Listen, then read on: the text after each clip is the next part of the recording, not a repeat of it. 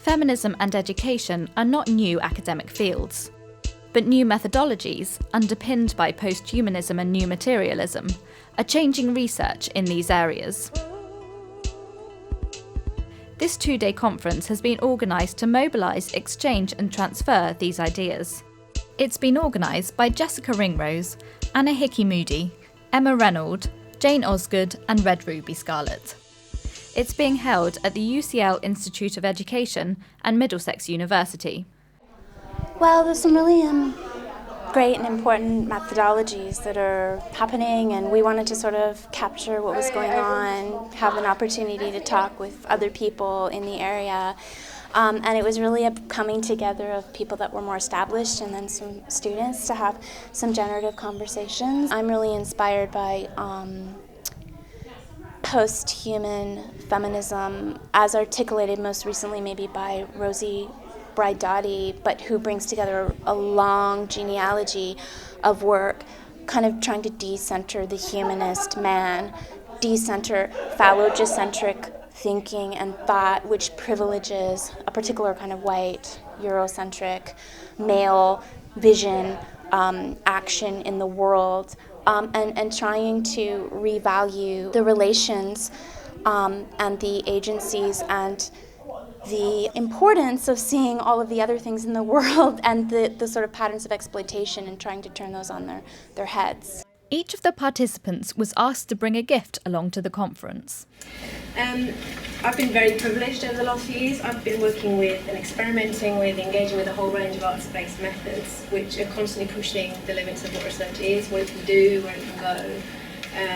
I've been working in universities, in schools, youth centres, town halls, government buildings, so I'm really getting about now, and it's getting very, very interesting in terms of the methodology speaking. And the Senate, which is the Welsh version of the Westminster. I opened up some of the sessions by talking about the concept of the potluck, which was, in my context, I'm Canadian from the west coast of Canada, and Indigenous culture has this notion of the potluck where you get together and you give back to the community and each other through gifts. Literally, it can be through, we talk about having a potluck, like everybody bring a dish of food over. And so it's just a very simple but important way of like transforming in the academic context like a performativity and performance of like I know the knowledge, I'm the expert, to what can you share and how can we build upon what we know. So I've brought felt, well it's not felt yet, I've brought pieces of wool because I'm interested in thinking about felting as a research methodology. So I'm drawing from Deleuze and Guattari, and they think about felting as sort of different from weaving. So when you weave something, you can take the strands apart. But when you felt, the strands become intertwined in a way that's impossible to disentangle. So I'm trying to theorize this sort of as a methodology to use within educational research or research writ large. I'm hoping to sort of generate some intensity or force. So as a collective of researchers, feminists, activists, theorists, artists, I don't know, I'm just sort of interested in what kind of intensities and forces we can take forward after we get our bodies together. I'm really interested in the ontologies and epistemologies which underpin new material feminism, and I think there are a lot of really interesting people here, from PhD students right through to professors, who are doing lots and lots of really diverse and interesting experiments. And I think it's the idea of experiment which really excites me, because I think I know the theory really well. What I'm interested in is thinking about, so how do we enact some of this through our research practices? And one of the things I'm doing is I'm co-editing a book on post-humanist research practices, and that's got quite a few of the people who are here in the book. So it's great to meet them in person and talk through things in a lot more detail.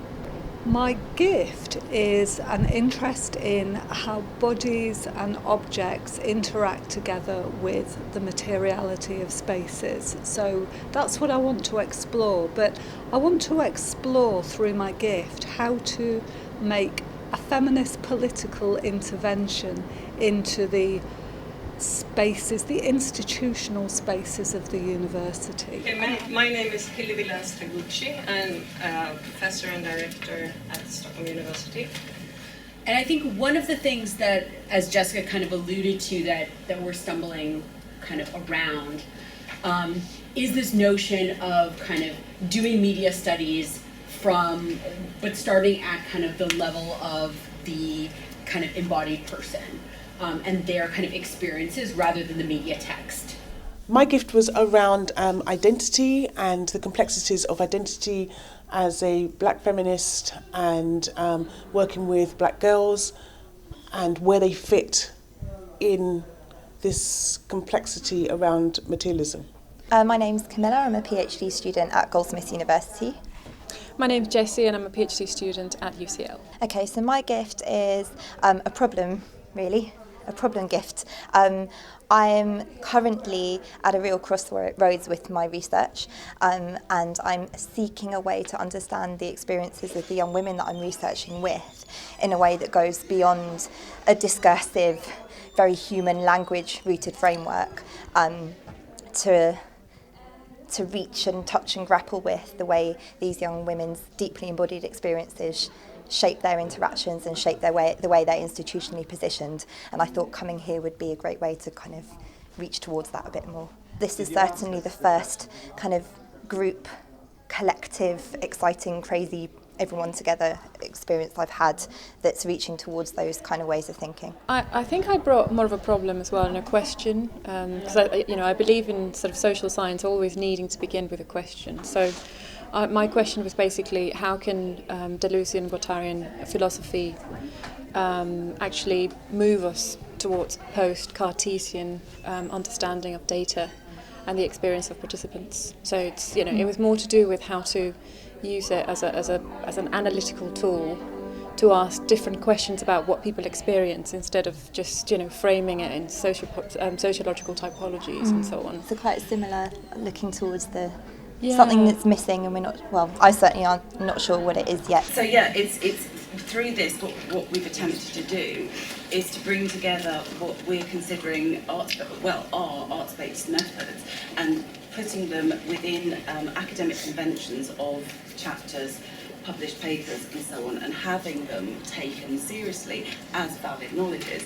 And it's not apologising for the arts-based method, it's not explaining, decoding. That is just as valid and as theorised and rigorous as the academic prose that sits around it. Aggregate quite a lot of data, and then also we're trying to collect qualitative data, and of course what I'm interested in is the affectivity of people using online social media to speak back to a range of different experiences. I arrived from Australia yesterday and I came for this event specifically.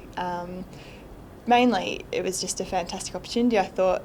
The gift that I brought was to use a research example from a new study that I'm doing to share data for the first time from that project, but to ask some questions about what this material relational methodology might enable, what it might enable us to animate in our research, but also in our ethico-political aims as feminist researchers. I've been trying to look at, as many other people have here, ways of not only embodying theory but embodying methodology as well, so beyond the discursive only or textual only that interviews often entail. So I still use the interview method, but I've been trying to use visual methods as well, so asking participants to bring photos of themselves from previously to introduce a time-based sort of aspect to the interview, so to sort of open up the temporal aspects beyond just the immediate snapshot that you get from an interview often. A series of workshops are designed to explore and analyse research methodologies. The thinking is that the themes here work across different types of research approach, different types of method and different types of data that we're all working with. So there's a way in which this is quite a broad discussion that kind of perhaps everybody will be situated in. Okay. Okay, so inside the research assemblage, we're taking you on, we're all going on together, a micropolitical odyssey from aggregation to methodological line of flight. Okay, that's the plan. We'll just frame it briefly in a Deleuze-Guattarian ontology. We'll talk briefly, we'll just set up, outline the event assemblage and the research assemblage. Then we'll start to talk about the micropolitics of social research. Then we'll think about how we can work back from the affects to look critically at research methods and designs. Then we'll think about how we can forwards engineer them to get to somewhere that we want to end up more. And then we'll think about how we might be wanting to contribute as social scientists, or well, as researchers anyway, to the Royal or the Minor Science projects. Okay, so we are exploring the idea of event and research assemblages through taking a potential research event, which is the kind of the series of flows and happenings within a sex education class, and almost plugging this event into different research techniques or machines and seeing how they clash and collide and what happens when you find a particular way into that event. After the smaller group work, there's whole group discussion. So for me, what I found difficult about the exercise was it asking me to do something different to what I might normally do? Was it just giving me another language to place it in? I like the question of what is the method we are, generating. We don't really have words for it. What is this thing that we're doing? What does it do? But what do we do with what it does? And so I'm asking that question about art. So people are saying, don't just look at art and deal with it. What does art do? But I want to know what we do with what it does. If you do an analytical work on news, once you remove that piece into something here, the whole thing is going to change. It's not like those things can't really be separated, because once you separate it, you've got something completely different. And you've only got difference, in fact, I think is what you would say. So but I also want to say that when I was doing it, I could see this as a really nice pedagogical exercise to work on and with students, so we can see how methodology and how we look at things does shape the research, including the question. Most of the workshops involve actively trying out new methodologies. We've been outside and we've taken pictures of the landscape. So what we're suggesting is that you might like to take pictures of something, landscape or whatever, with your iPhones, iPads, whatever you've got, any kind of device really.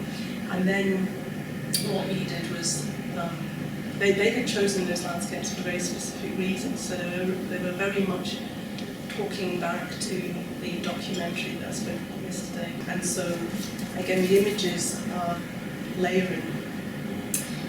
Some of them onto their minds, if you like, onto their heads. Some of them onto their feet where they walk.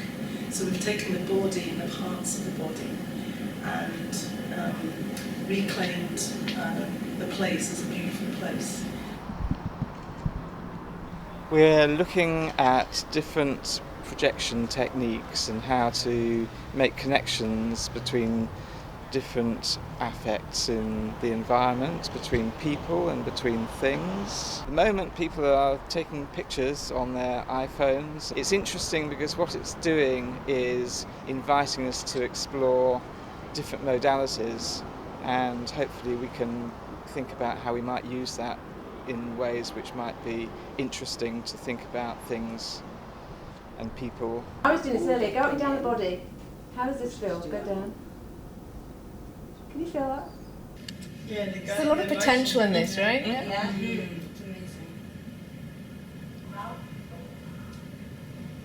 You can see how you would combine it with movements as well. Yeah. So you can really have some fun with this, depending on what you decide to project. Sorry, it's bright for your eyes. This workshop began with 12 minutes of meditation. The reason I use the sound meditation is to help be present and think otherwise and get outside of permissible narratives or the storylines that we typically tell ourselves when we hear things. And I use that so when I am going to work with data or do some research, like have a school visit or interview someone or work in a focus group, that I can try to work outside of the permissible narratives that Derrida and Spivak would talk about.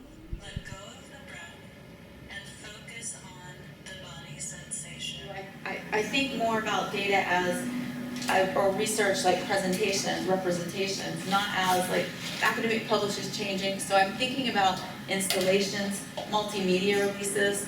Like there's all kinds of things happening just for this conference. But that people might get 3D printed avatars of data. They might have a sonic avatar. There might be graphs and visuals. It might be like MTV, there might be like video. That basically, they could be completely different. And I also thought that what's happened in research and when we think about new methodology is it seemed like it was always like, well, we have a new theory or a new way of reading. That would be new. But that the process of research itself stayed very much the same. Like we still collected data in a lot of the same ways, and that we still really represented in a lot of the same ways, even though I would say that the representation has had more experimentation than the collection process. Anna Hickey Moody's workshop involved dance.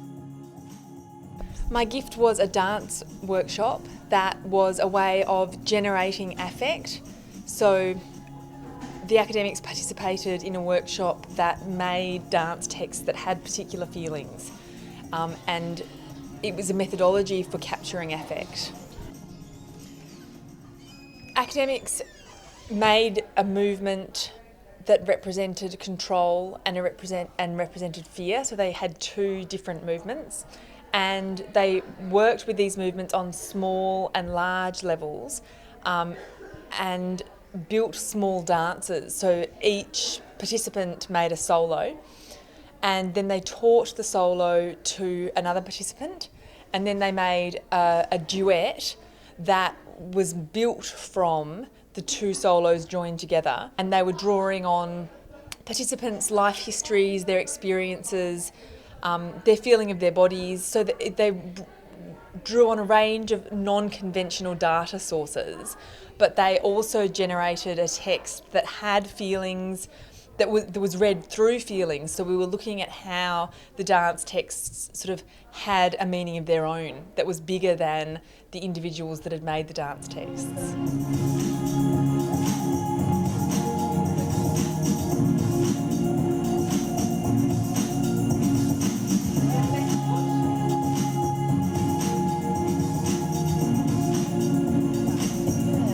Well, I mean, what I found really constructive is the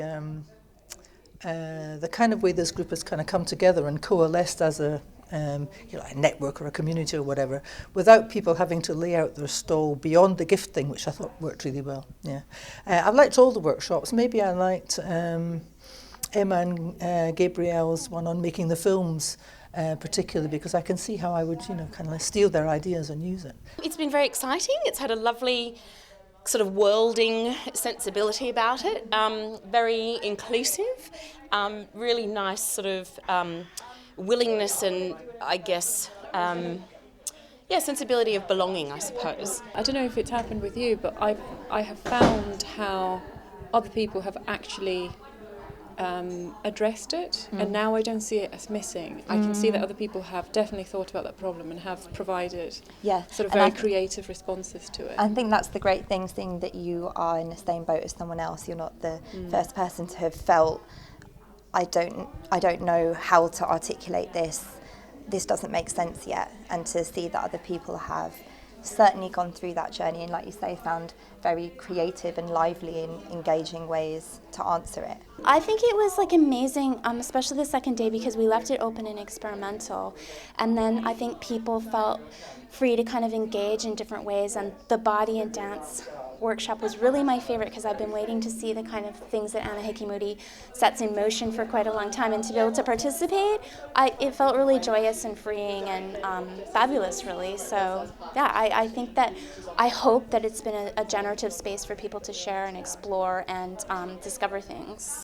The conference ended with a planning session that looked forward to the future. We're building a network. We're going to have a Facebook group, which is actually a really good capability to enable us to share. We're going to be applying for some funding. We're going to be going to some conferences, and I'm just really hoping that the vision of what this is going to flow out and materialize and create some new things.